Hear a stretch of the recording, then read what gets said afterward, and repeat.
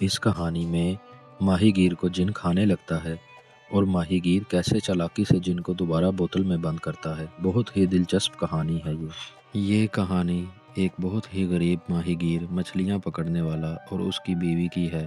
وہ اتنے غریب تھے کہ کبھی رات کو کھانا کھاتے اور کبھی بھوکے ہی سو جاتے۔ اس ماہی گیر کی ایک عادت تھی کہ جب بھی وہ مچھلیاں پکڑنے جاتا تو 3 بار جال پھینکتا۔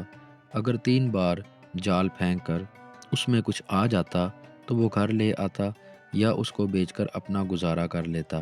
ایک بار اس کی بیوی نے کہا، آج میں تنگ آ گئی ہوں، رات سے بھوکی ہوں، تم اپنی یہ 3 بار جال پھینکنے والی عادت کو ختم کرو اور زیادہ کوشش کیا کرو، ہو سکتا ہے اللہ تعالی ہمارے پر اپنا کرم کرے۔ اتنے میں ماہی گیر مچھلیاں پکڑنے کے لیے چلا گیا۔ اس نے ایک بار جال پھینکا، جال میں سوائے ہڈیوں کے کچھ نہیں آیا، اور پھر اس نے دوسری بار جال پھینکا، جال میں پھر بھی کچھ نہیں آیا، خالی باکس کچھ لوہے کی چیزوں سے بھرا ہوا تھا۔ اس نے اللہ سے دعا کی، اے اللہ پاک، اب کی بار جال خالی نہ آئے، میری بیوی بچے بھوکے ہیں، میرے پر اپنا رحم فرما۔ جیسے ہی اس نے تیسری بار جال پھینکا، جال میں ایک سبز رنگ کی بوتل آ گئی۔ اس نے بوتل کو پکڑا، بوتل کو پکڑتے ہی بوتل کے اندر سے آواز آنے لگ گئی، مجھے باہر نکالو، آزاد کرو، مجھے باہر نکالو، آزاد کرو۔ اس نے دیکھا بوتل کے اندر سے جن بول رہا ہے۔ جن نے کہا، مجھے بوتل سے آزاد کرو، میں تمہیں دولت سے مالا مال کر دوں گا۔ اس نے بوتل کا ڈھکن کھولا اور جن بوتل سے باہر آ گیا۔ جن نے بوتل سے باہر آتے ہی ماہی گیر کو کہا، اب میں تمہیں کھا جاؤں گا، کیونکہ میں نے پہلے ہی سوچ رکھا تھا کہ میں ہزاروں سالوں سے قید ہوں۔ اگر مجھے کوئی 300 سال میں آزاد کر دیتا تو میں اسے دولت اور ہیرے جواہرات سے مالا مال کر دیتا۔ میں اس بوتل میں ہزاروں سال سے قید تھا، کوئی میری مدد کو نہیں آیا، اس لیے میں اب تمہیں کھاؤں گا۔ ماہی گیر جن کی باتیں سن کر ڈر گیا۔ ماہی گیر نے کہا، تم مجھے نہ کھاؤ، میں نے تمہیں مشکل سے نکالا ہے اور میں تو پہلے ہی اپنی زندگی اور حالات سے پریشان ہوں۔ جن نے کہا، نہیں، اب تو تیار ہو جا، میں تجھے کھانے لگا ہوں۔ جیسے ہی جن نے یہ الفاظ کہے، ماہی گیر نے ہوشیاری سے جواب دیا۔ ماہی گیر نے کہا، تم جھوٹ بولتے ہو، تم ہزاروں سالوں سے اس بوتل میں قید ہو، تم تو اتنے بڑے ہو اور بوتل چھوٹی سی، تم اس بوتل میں کیسے سما سکتے ہو؟ جن نے کہا، ٹھیک ہے، میں تمہیں دوبارہ بوتل میں جا کر دکھاتا ہوں اور تم خود دیکھ لینا میں بوتل میں کیسے رہ سکتا ہوں۔ ماہی گیر نے کہا، ہاں، تم اتنے بڑے اور تمہارا وجود اتنا بڑا اور تم اتنی چھوٹی سی بوتل میں کیسے سما سکتے ہو؟ جن کو اور غصہ آیا، اس نے کہا، ابھی دیکھو، میں بوتل کے اندر واپس جاتا ہوں تو تم دیکھ لینا۔ جن فوراً بوتل کے اندر ہوا کی صورت میں چلا گیا۔ جیسے ہی بوتل میں گیا، ماہی گیر نے بوتل کا ڈھکن بند کر دیا۔ جن چیخو پکار کرنے لگا، مجھے آزاد کرو، مجھے باہر نکالو، مجھے آزاد کرو۔ ماہی گیر نے کہا، واہ، انسان کی عقل کے آگے اے جن، تمہاری عقل کیا کام کرے گی؟ اللہ نے انسان کو اشرف المخلوقات بنایا ہے اور اسے عقل شعور دیا ہے۔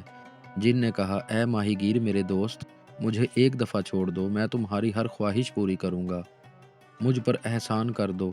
ماہی گیر نے کہا، نہیں، میں تم پر احسان نہیں کروں گا، کیونکہ احسان کا بدلہ ایک بادشاہ نے ایک حکیم کو چکایا تھا۔ جن نے کہا، نہیں، مجھے نکال دو، مجھے آزاد کر دو، میں تمہارے احسان کی قدر کروں گا، میں تمہارے احسان کا بدلہ اچھا دوں گا، میں تمہیں دولت سے مالا مال کر دوں گا۔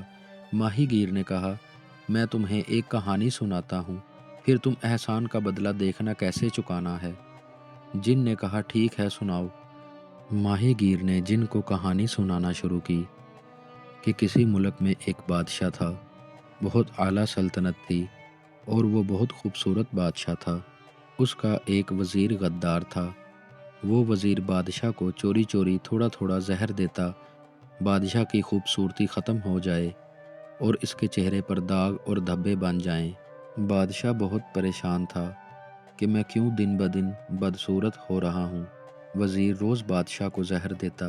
بادشاہ نے ایک دن اپنی سلطنت میں اعلان کروایا کہ جو میری اس بیماری کو ختم کرے گا، میرا علاج کرے گا، میں اسے دولت سے مالا مال کر دوں گا اور اسے اپنا وزیر خاص بنا لوں گا۔ جیسے ہی بادشاہ نے اعلان کروایا، بہت حکیم آئے لیکن ناکام رہے۔ پھر ایک دن ایک حکیم آیا جس کا نام حکیم احسان تھا۔ اس حکیم احسان نے کہا، اے بادشاہ سلامت، میں آپ کا علاج کروں گا۔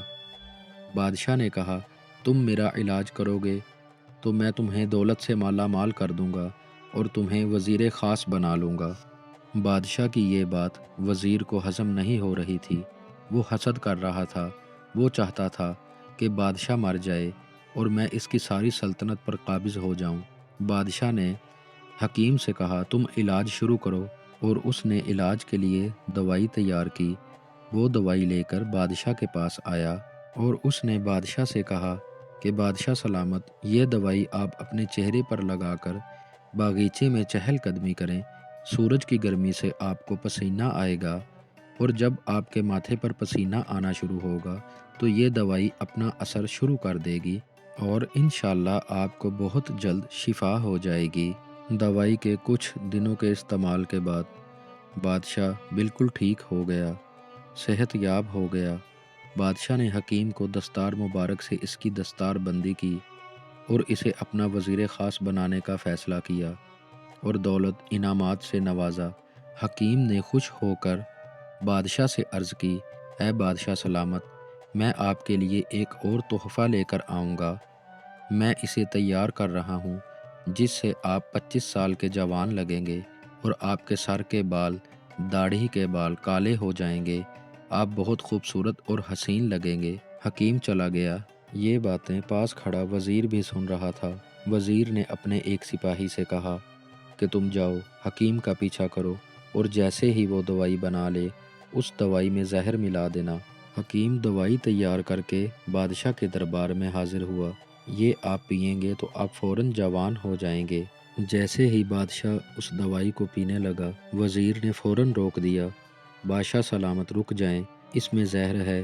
وزیر نے کہا، بادشاہ سلامت، میں آپ کا وفادار وزیر ہوں، یہ دوائی پہلے کسی سپاہی کو پلا دیں تاکہ ظاہر ہو جائے کہ اس میں زہر ہے کہ نہیں۔ جیسے ہی اس درباری نے وہ دوائی پی، وہ پیتے ہی فوراً مر گیا۔ بادشاہ کو یقین آ گیا کہ حکیم نے زہر ملایا تھا، لیکن حکیم چلاتا رہا کہ میں نے نہیں زہر ملایا۔ بادشاہ نے ایک نہ سنی اور حکم دے دیا کہ کل حکیم کا سر قلم کر دیا جائے گا۔ حکیم نے کہا، بادشاہ سلامت، میری نیکی اور احسان کا بدلہ دے رہے ہیں میرا سر قلم کروا کر؟ کیونکہ بادشاہ کانوں کا کچا تھا۔ انسان کو کانوں کا کچا بھی نہیں ہونا چاہیے۔ پہلے بات کو سمجھیں، تفتیش کریں اور پھر کوئی فیصلہ کریں۔ بادشاہ نے کہا، نہیں، میں تمہارا سر قلم کرواؤں گا۔ کوئی آخری خواہش ہو تو بتا دو۔ حکیم نے کہا، بادشاہ سلامت، میرے پاس ایک کتاب ہے، وہ کتاب میں آپ کو لا کر دوں گا۔ میری آخری خواہش ہے کہ جب میرا سر قلم کیا جائے تو میرے سر کو ایک پلیٹ میں رکھ دیا جائے۔ جب آپ اس کتاب کے صفحوں کو بدلیں گے، آخری صفحے پہ کچھ لکھا ہوگا اور میرا کٹا ہوا سر بولے گا۔ بادشاہ یہ بات سن کر بہت حیران ہوا۔ اس نے کہا، کٹا ہوا سر بھی کبھی بول سکتا ہے؟ حکیم نے کہا، ہاں بولے گا، بادشاہ سلامت، یہی میری آخری خواہش ہے۔ بادشاہ نے کہا، ٹھیک ہے، اس کو لے جاؤ۔ بادشاہ اپنے تخت پر بیٹھ گیا اور حکیم کا سر قلم کیا گیا اور سر کو ایک بڑی پلیٹ میں رکھ کر بادشاہ کے سامنے رکھ دیا۔ جیسے ہی حکیم کا کٹا ہوا سر بادشاہ کے سامنے رکھا، بادشاہ نے فوراً کتاب کو کھولا اور صفوں کو بدلنے لگا۔ آخری صفحے پر لکھا ہوا تھا، بادشاہ، یہ تیری موت ہے۔ بادشاہ یہ سن کر گھبرا گیا۔ اس نے فوراً حکیم کی طرف دیکھا اور حکیم کا سر بولا، بادشاہ، تو کچے کانوں کا تھا، تو نے وزیر کی بات پر اعتماد کیا، میں نے دوائی میں زہر نہیں ملایا تھا۔ اس نے کہا، اس کتاب کے پنوں پر زہر لگا ہوا تھا جو انگلیوں سے تیرے جسم میں چلا گیا، اب وہ تیزی سے پھیل جائے گا اور تو مر جائے گا۔ یہ بات سنتے ہی بادشاہ کی زہر کی وجہ سے حالت بری ہو گئی۔ وہ نیچے گرنے لگا اور وزیر نے فوراً اپنی تلوار نکال لی اور کہا، بادشاہ، میں تو یہی چاہتا تھا تو مر جائے، اب تو مر جائے گا اور میں تیری سلطنت پر حکومت کروں گا۔ بادشاہ نے وزیر کی یہ بات سنتے ہی فوراً اپنی تلوار نکال کر وزیر کو مار دیا۔ احسان کا بدلہ اچھا چکانا چاہیے۔ جب ماہی گیر نے جن کو یہ واقعہ سنایا۔ جن اس واقعے کو سن کر بہت متاثر ہوا۔ جن نے کہا مجھے آزاد کر دو، میں تمہیں نہیں کھاؤں گا، میں تمہاری یہ کہانی سن کر بدل گیا ہوں۔ ماہی گیر نے کہا نہیں، میں تجھ پر کیسے یقین کروں؟ بادشاہ نے جس طرح حکیم کے احسان کا بدلہ چکایا، اگر تو بھی میرے احسان کا بدلہ ایسے ہی چکائے گا تو میں کیا کروں گا؟ تو مجھے کھا جائے گا۔ جن نے کہا مجھے حضرت سلیمان علیہ السلام کی قسم، میں تم کو نہیں کھاؤں گا۔ جب اس نے قسم کھائی، ماہی گیر جن کی بات مان گیا۔ اس نے بوتل کا ڈھکن کھول دیا۔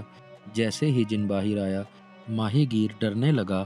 جن نے کہا ماہی گیر ڈر مت، اب میں تیرا دوست ہوں، اب میں تجھے اتنی دولت دوں گا، اس سے تو اپنا بھی گزارا کرنا اور غریبوں کی اور مجبوروں کی مدد کرنا، بھوکوں کو کھانا کھلانا۔ جن نے اپنے ہاتھ کا اشارہ کیا اور ہاتھ سے سونے کے سکے نکلنا شروع ہو گئے۔ جن نے ماہی گیر کو اتنے سونے کے سکے دیے کہ وہ بہت امیر ہو گیا۔ اس نے گھر جا کر اپنی بیوی کو سارا واقعہ بتایا۔ بیوی بہت خوش ہوئی۔ انہوں نے اچھے اچھے کھانے پکائے، اچھا گھر لیا اور غریبوں اور ضرورت مندوں کی مدد کرنا شروع کی۔ اللہ نے انہیں اتنا عطا کیا دوسروں کی مدد کرنے کے بعد کہ وہ جب بھی کسی پر احسان کرتا اور اس کو یہی نصیحت کرتا